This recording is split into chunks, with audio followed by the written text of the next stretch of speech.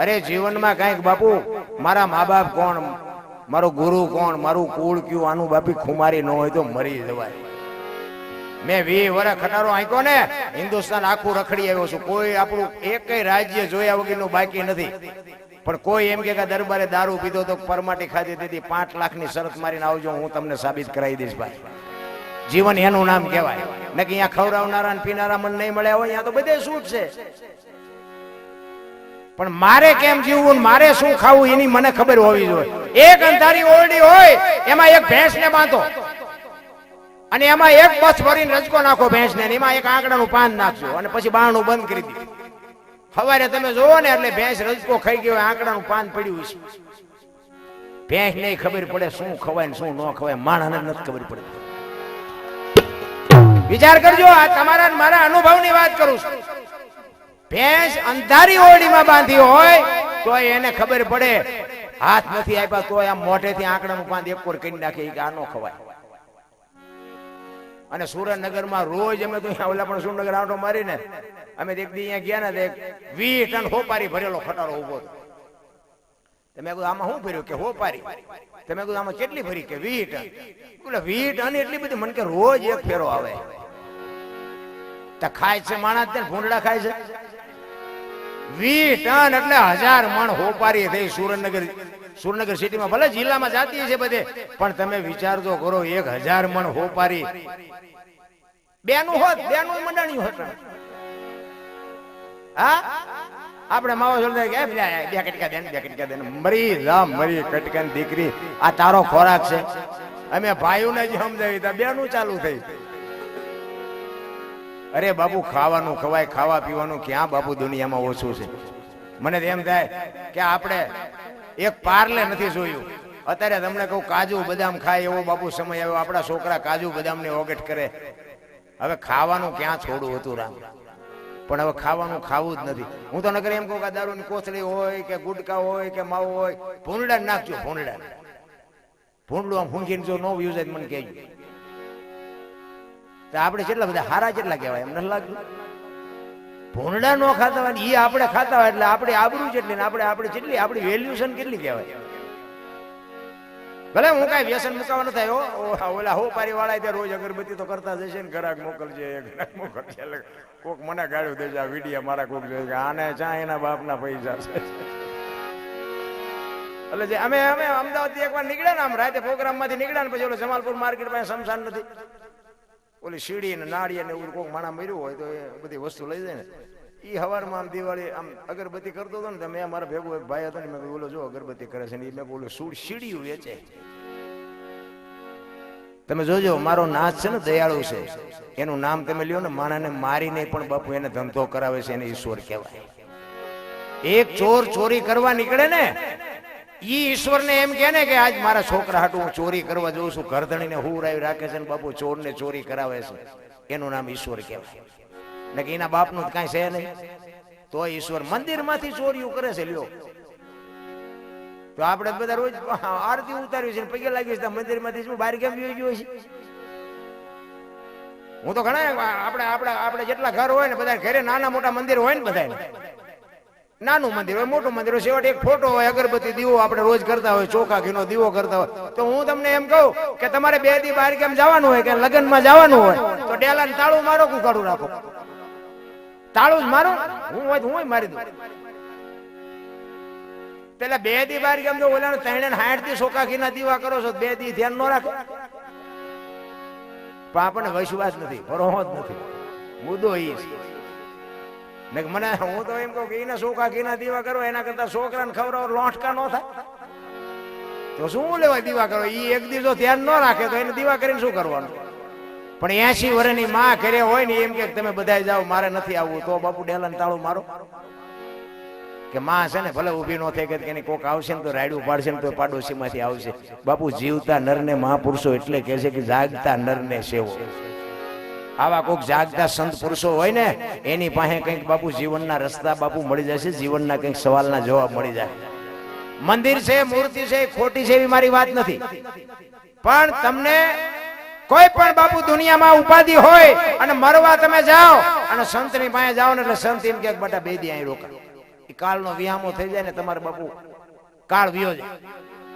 મંદિરમાં તમે જી આવે ને પછી મૂર્તિ નામે એમ કહો મારી વહુ કંદડે જાય ને છોકરા કંદડે છે, હું આજ મરવા જાઉં છું, એમ કહેવાનો 2 દી રોકાય.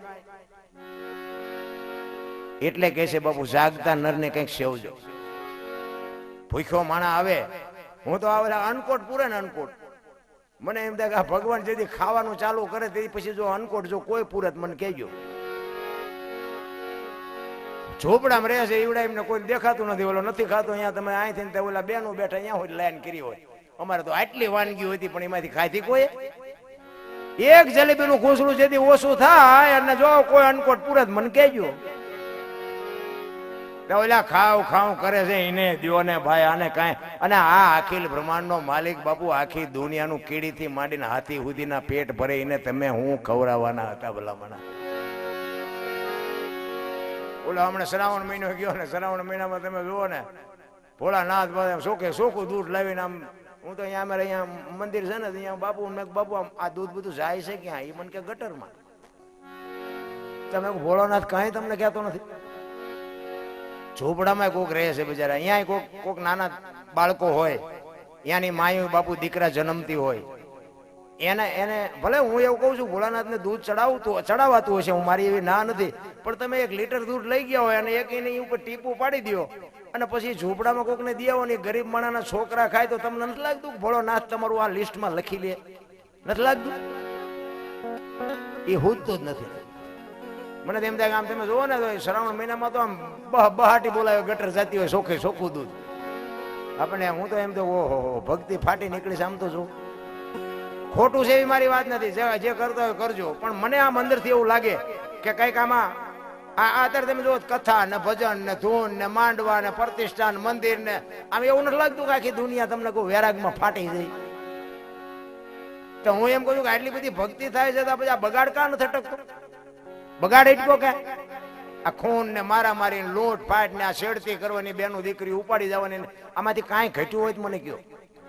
આટલું તો આપડા ગઢ કરીએ નહોતા. આ ખોટું છે એવું આપણે નથી કહેતા. લાખો રૂપિયાના માણા દાન આપે, 5-5 ગામ બાપુ ભેગા ધુમાડા બંધ જમતા હોય તો આ બગાડ નો અટકે સારું કમાલ નથી? કઈક ઊંધું થતું એવું નથી લાગતું મારી પાસે? કેવું કોને? ચિત્તની શાંતિ, મનની પ્રશંસા, દિલની દાતારી, ગુંગડાની રોજના ટાઢિયા તાવ ને ટાઢા એટલું માલિકોરથી આવે. આ સમજાય એવું નથી. અને સમજાઈ ગયું છે ને એનું કામ થઈ ગયું છે એમ સમજવું એવી બાપુ હેલી વાતે નથી. એક ઓલા ગણપતિને એક સાકી ગયા ને, ગૌરી તમારા પુત્રને મથુરા સમરે મોર, દિવસે સમરે વેપારી વાણિયા, રાતે સમરે ચોર. મેં અમારા બાપુને એક અહીંયા બાપુ છે એમને કીધું હતું, મેં બાપુ આ ગણપતિને મોર ને શું હગું થાય? ગૌરી તમારા પુત્રને મથુરા સમરે મોર. તમે બધા સાંભળી છે સાખી. મેં કીધું મોર ને ગણપતિ ને શું હગું થાય? આમાં મોર જ સમરે છે, બીજા કાગડા ને કોયલું ને કબૂતરા ને એ નથી સમરતાનું કારણ? મને કે તમે દરબાર ગાંડા વેડા કરો છો. ઈ કે મેં કીધું પણ આ બધા નથી કહેતા. મને કે બધા ડફોળ છે ને તમે ડફોળ જ છો. ઈ કે વાણી છે ને શુદ્ધ હોવી જોઈએ, વાણીની તમને ખબર હોવી જોઈએ કે વાણી શું કહેવા માંગે છે. ઈ કે એમ નથી, પણ એમ છે કે ગૌરી તમારા પુત્રને સૌથી સમરીએ મોર. 33 કરોડ દેવ છે ને એમાંથી તારા દીકરાને માં અમે પેલા સમરીએ મોર સમરીએ એમ છે. અત્યારે બધા કહે છે ગણપતિને સમરે મોર, ગણપતિને સમરે મોર. મેં ભલે સમરે ઈ બે ભેલા ભલે ઉડી જતા. વાણીની જ મારા મારી. આપણે જો તમે કબીર બાપુની વાણી હોય ને એમાં નામાસણમાં આવે કહે કબીર સુનો ભાઈ સાધુ. અમારા ગુરુ મહારાજ ના પડતા હતા આમ છે જ નહીં. શબ્દની જ મારા મારી છે. શબ્દની ચોંટ લાગી જાય ને બાપુ એ દુનિયા છોડીને સાધુ બની જાય. કબીર અમારા ગુરુ મહારાજ કહેતા કે કહે તો કબીર સુનો ભાઈ સાધુ એમ નથી. કબીર એમ કે છે કે કહે તો કબીર સુનો ઓર સાધુ. હું જે કહું ને એ સુનો, સાંભળો અને એની સાધના કરો. હું જે કહું છું આ વાણી છે ને એની સાધના કરો તો તમને આની ખબર પડે. એ કે સાધુ ભાઈથી તો મેં વાણી શીખી છે ને હું એમ કહું કે હું બોલું સાધુ તમે સાંભળો. પણ જ્યાં તમે સાંભળો એ સાંભળજો. બધા એ જ કે છે કહે કબીર સુનો ભાઈ સાધુ, કહે કબીર સુનો ભાઈ સાધુ. બધું આમ જ હાલ્યું છે. એક જગ્યાએ મેં ભજનમાં ગયા હતા, હું ભજન ગાતો હતો, વારું મારા વીરા રે સંગ નો કરીએ નીસ નો. એક ભાઈ પૈસા મીઠા નાખો. એક ગામનો ભાઈ બંધ હતો ને મારી પડખે બેઠો. મને કે દરબાર આ કોઈ પૈસા નાખે નહીં પણ નાખે છે. મેં ભાઈ બંધ કરવાનું કહેતો હોય તો આપણે બંધ કરી દઈએ, આપણે કઈ ગાવું નથી. એ કે ના ના એવું નથી તમતાર, તમે ગાઓ. હું તો ગાતો હતો, પછી વળી ઘડીક ફરીને આવ્યો પૈસા નાખવા. પછી અમે આમ બહાર ગયા ને, રાઉન્ડ પૂરો થયો એટલે ભાઈ આવ્યો અમારી ભાઈ. તો ઓલા ભાઈએ પૂછ્યું કે તું કોઈ દી પૈસા નાખ ને કેમ પૈસા નાખતો હતો? એ કે નાખવું તે ના દરબાર કે મારા દુશ્મનને ગાળ્યું દેતા હતા, મને મોજ આવી કે પૈસા ધીમા નાખતો. એટલે મેં કીધું ભાઈ હું ગાળ્યું કઈ નથી બોલ્યો. મેં કીધું અરે કે બોલતા હતા મને ખબર છે ને. એટલે પણ મેં તું કઈક મને સમજાય તો ખરો, મેં ક્યાં ગાળ બોલ્યો? મને કે તમે નથી કહેતા કે વારું મારા વીરા રે સગનો કોળી નીચનો. મેં કહ્યું સગનો કોળી નીચનો નહીં, સંગ નો કરીએ નીચનો. નોખા પાડ તું વહા બીજાના ભંગવી નાખી. હવે સમજાય નહીં તો બાપુ ડખાડ થાય. અને આમ જ આયલું છે સાચું. બુદ્ધિનો વિષય જ નથી આ. બુદ્ધિ વિજ્ઞાનનો પૈસાનો વિષય જ નથી આ. તો બાપુ છે ને માણાની સવારામ બાપાએ કીધું આ દેહની દશા મટે ને પછી સમજાય. હું દરબાર ને હું પટાલ ને હું કોળી ને હું ભરવાડ બધા હો ને નાચ ચાલીને બેઠા આમ ગઈ નાખું તેમ કે કોઈને કોઈથી કઈ નથી નથી. પછી ઓલા ઘણા એમ કે અરે મારી નાખું જેલ તો મળદ હાટું છે. એ માલભાઈ જી આવ્યા એને પૂછો. એક બે મારા ભાઈબંધ છે ને માલકોર થી આવ્યા છે. મને કે દરબાર આમ જો જે કે કરજો પણ બાકી આ ધંધો ન કરતા. મેં કીધું દાઈ તમને કહેતા હતા, મેં પેલા ખેલ કર્યા હતા. માલભાઈ જીયા એને પૂછો ખબર પડે. ભાઈ અહીંયા કઈ આપડા હારા નથી કે રોજ આપણે ખાટલો ને ગોદડું પાથરી દે. અહીંયા મોટા મોટી સજા માકડ ની મસર ની જ છે. હારા રબડ જેવા થઈને નીકળે માલભાઈ. કરવાના ધંધા કરાય, નો કરવાના નો કરાય. રામ એટલા માટે મહાપુરુષો એક દાસી જીવનની એક વાણી લઈને પછી મારી વાણીને વિરામ આપું. તમે બધા જો કે આપણે આનંદ કરવાનો છે. હજી એક ધરતી કપ આવવાનો છે. ધરતી કપ લાવવો છે આજ. દાસી જીવન બાપુ ભીમ સાહેબ એમના ગુરુ 18મા ગુરુ મળ્યા ને બાપુ ભ્રમણા ભાંગી. કારણ કે ભીમ સાહેબ બાપુ જેવો તેવો મહાપુરુષ નહીં, પણ છતાંય ભીમ મળ્યા ને 18મા ગુરુ હતા. ને પછી બાપુ 18 ગુરુ કર્યા ને તારે બાપુ એનું જ્ઞાન ટોચે હોવા છતાંય કઈક ઘટતું. અને એ ભીમ સાહેબ મળ્યા ને બાપુ પછી એને ભ્રમણા ભાંગી. વાહ વાહ વાહ મારો ગુરુ વાહ. એટલે દાસી જીવન એની વાણીમાં કહે છે, શું કહે છે?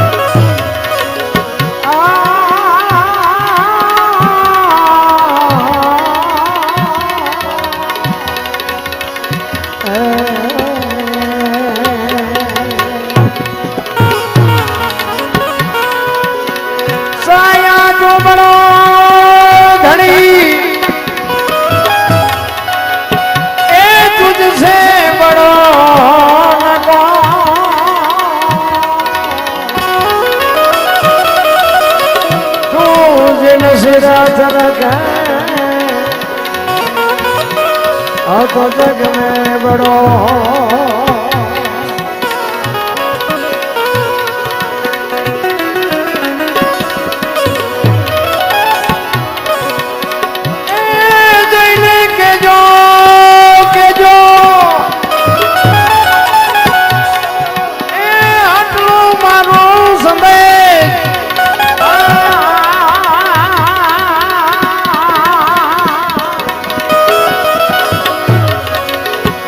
आया दिन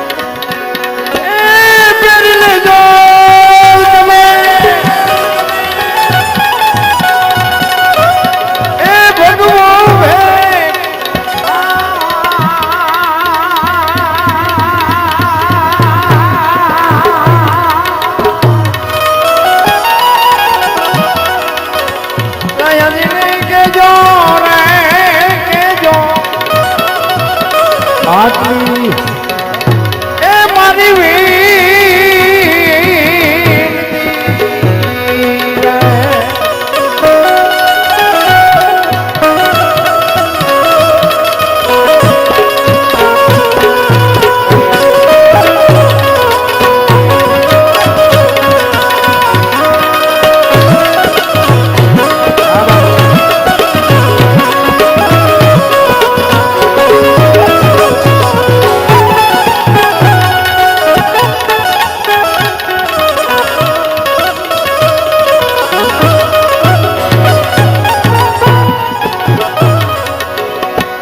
દાસી શું તમારી આ દર્શન એ કારણ ધોબળી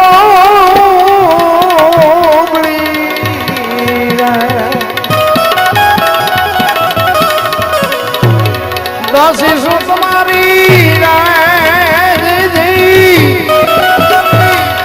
આ દર્શન એ કારણ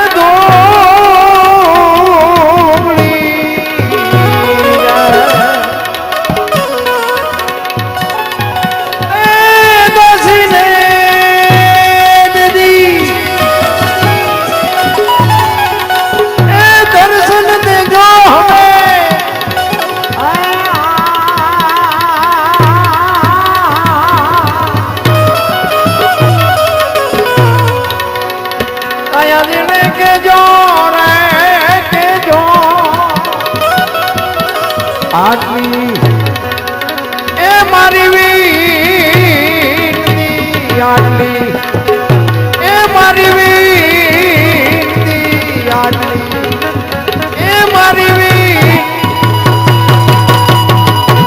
જો દાસી જીવણ બાબુ વાણીમાં કહે છે હું તમારી દાસી છું. દાસી તો બાબુ બૈરું હોય કહી શકે ને. જણ એમ કે હું તમારી દાસી છું. દાસી ભાવ બતાવ્યો બાપુ એ કે હું તારું બૈરું બની જાઉં પણ તું મારા બાપ મને ભેગો થા.